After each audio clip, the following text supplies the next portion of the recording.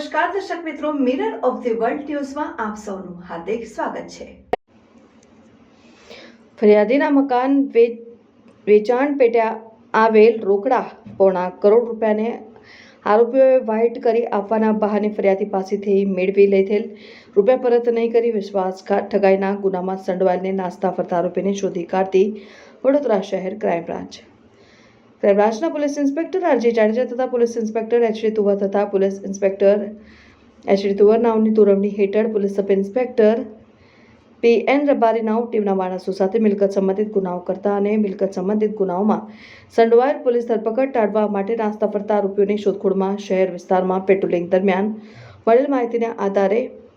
કાસમાલા કબ્રસ્તાન તરફથી એસએસજી જવાના રોડ પરથી ઈસમ નામે મોહમ્મદ ઇકબાલ મોહમ્મદ ઇબ્રાહિમ શેખ ઉંમર વર્ષ 50 રહેઠાણ મતારીવાડ વરી યાવી બજાર ચોક બજાર કતારવાડ રોડ સુરતને શોધી કાઢી ઈસમની પ્રાથમિક પૂછપરછ અને ઈસમ અંગેની ખાતરી તપાસ દરમિયાન આ ઈસમ માંજલપુર પોલીસ સ્ટેશનમાં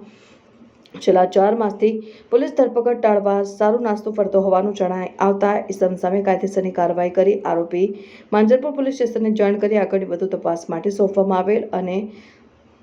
પકડી પાડીને આગળની કાયદેસરની કાર્યવાહી હાથ ધરાઈ પકડાયેલ નાસ્તા ફરતા આરોપી મોહમ્મદ ઇકબાલ મોહમ્મદ ઇબ્રાહિમ શેખ